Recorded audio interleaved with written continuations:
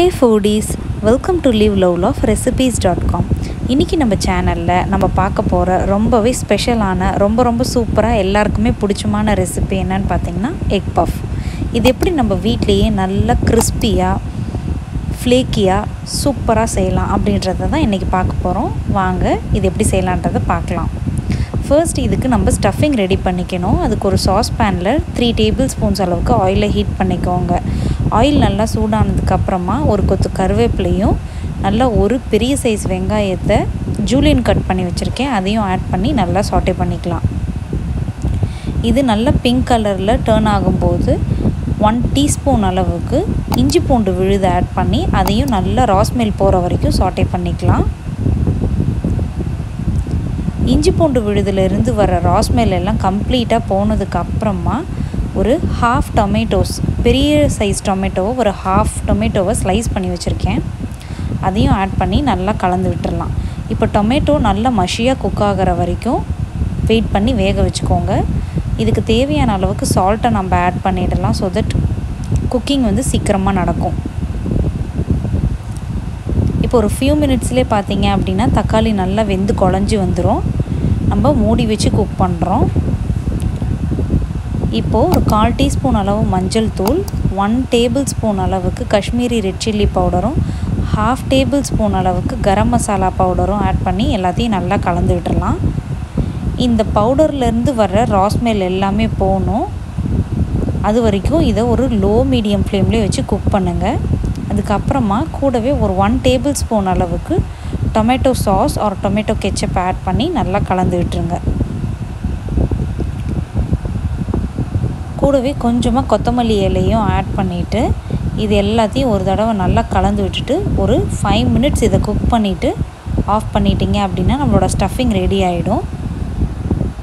இது குக் ஆயிட்டு இருக்கிற மீன் வைல்லையே நான் 3 முட்டையை ஏற்கனவே பாயில் பண்ணி ரெண்டா கட் பண்ணி வச்சிருக்கேன். அதை உங்களுக்கு நான் வீடியோல காட்டல, நீங்க ரெடி பண்ணி எடுத்து வச்சுக்கோங்க.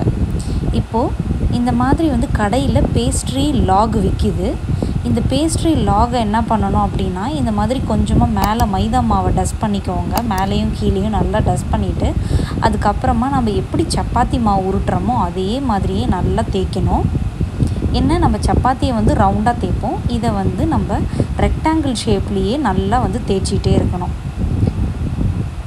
பேஸ்ட்ரி ஷீட்டாவே வந்து நமக்கு கடையில கிடைக்குது. இப்போ நீங்க பேஸ்ட்ரி ஷீட்டா வாங்கிக்கிட்டீங்க அப்படினா நமக்கு இந்த மாதிரி தேய்க்கிற வேலைலாம் வந்து கம்மி. தேய்க்கிற வேலையே இருக்காது. ஜஸ்ட் ஃப்ரீசர்ல இருந்து எடுத்து ஒரு few minutes வெளியில வச்சீங்க அப்படினாலே நமக்கு வந்து அந்த பேஸ்ட்ரி ஷீட் ரெடி ஆயிடும். இந்த பேஸ்ட்ரி லாகையுமே நீங்க வாங்கிட்டு வந்ததுக்கு அப்புறம் ஃப்ரீசர்ல ஸ்டோர் பண்ணி வைங்க. என்னைக்கு யூஸ் பண்றீங்களோ அன்னைக்கு ஒரு half an hour முன்னாடியே எடுத்து வச்சிட்டு இந்த மாதிரி நீங்க உருட்டுனீங்க அப்படினா ரெடியா வந்துரும். பிகினர்ஸா இருந்தீங்க அப்படினா கடையில வந்து பாத்தீங்கன்னா பஃப் பேஸ்ட்ரி ஷீட் கிடைக்கும். அதே மாதிரி சமோசா ஷீட் கிடைக்கும், ஸ்ப்ரிங் ரோல் ஷீட் கிடைக்கும். இது எல்லாமே கிடைக்கும். சோ சமோசா ஸ்ப்ரிங் ரோல்லாம் வந்து வேற. அந்த பேஸ்ட்ரி ஷீட்டை பஃப்க்கு யூஸ் பண்ணக்கூடாது. பஃப்க்குன்னு தனியா பேஸ்ட்ரி ஷீட் இருக்கும். அதை தான் நீங்க யூஸ் பண்ணணும். இப்போ இந்த நம்ம ரெடி பண்ணி வச்சிருக்கிற பேஸ்ட்ரி ஷீட்டை வந்து நம்ம ஸ்லைஸ் பண்ணிக்கிறோம். நான் வந்து 6ஆ ஸ்லைஸ் பண்ணிக்க போறேன். ஃபர்ஸ்ட் ஒரு இம்ப்ரஷனை லைட்டா ஃபார்ம் பண்ணதுக்கு அப்புறமா நீங்க ஈஸியா கட் பண்ணி எடுத்துக்கோங்க. எல்லாமே ஒரே சைஸ்ல நமக்கு அழகா கட் ஆகி வந்துருச்சு. இதுல எப்படி வந்து நம்ம ஸ்டஃபிங்கை வச்சு செய்யலாம் அப்படின்றத மட்டும் இப்ப பார்க்கலாம்.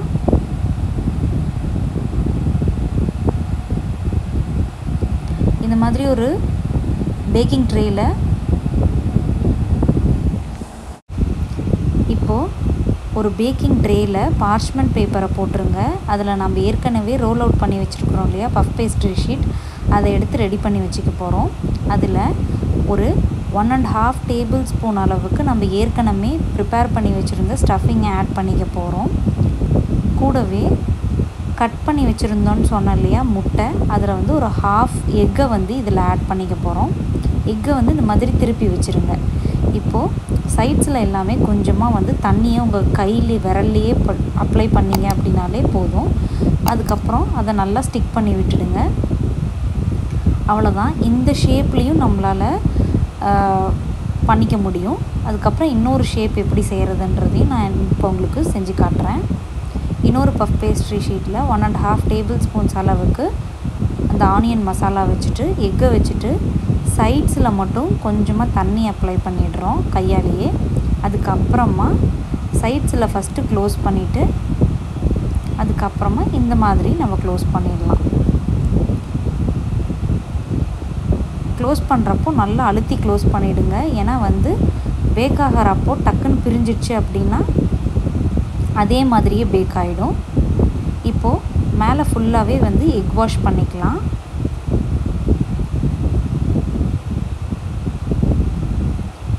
ஒரே ஒரு எக்கை உடச்சி ஊற்றி அதை நல்லா கலந்துட்டு அதுக்கப்புறமா எல்லா பிளேஸ்லேயும் இந்த எக்கை அப்ளை பண்ணி விட்டுருங்க. எக்கு அப்ளை பண்ணுறதுனால நம்மளுக்கு பஃப் கலர் சேஞ்ச் ஆகி நல்லா ப்ரௌன் கலரில் ஃப்ளேக்கியாக கிடைக்கிறதுக்கு ஹெல்ப்பாக இருக்கும். இப்போது எல்லாமே ரெடி ஆகிடுச்சு. இதை அவனில் வச்சு பேக் பண்ண வேண்டியதான். இது பார்த்திங்கன்னா 180 டிகிரி செல்சியஸில் 30 to 35 மினிட்ஸ் பேக் பண்ணிங்க அப்படின்னா நம்மளுக்கு ஃப்ளேக்கியான சூப்பரான பஃப் கிடச்சிரும்.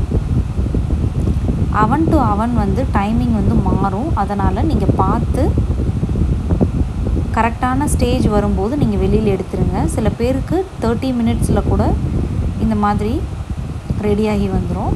அதனால் நீங்கள் உங்கள் டைமுக்கு ஏற்ற மாதிரி 30 மினிட்ஸில் இருந்தே பார்த்துட்டே இருங்க. இந்த ரெசிபியை நீங்களும் ட்ரை பண்ணி பார்த்துட்டு எப்படி வந்ததுன்றதை கமெண்ட்ஸில் சொல்லுங்கள். இந்த ரெசிபி உங்களுக்கு பிடிச்சிருந்தது அப்படின்னா மறக்காமல் நம்ம சேனலை சப்ஸ்கிரைப் பண்ணுறதோட மட்டும் இல்லாமல் உங்கள் ஃப்ரெண்ட்ஸ் அண்ட் ரிலேட்டிவ்ஸ்க்கும் ஷேர் பண்ணுங்கள். தேங்க்ஸ் ஃபார் வாட்சிங்.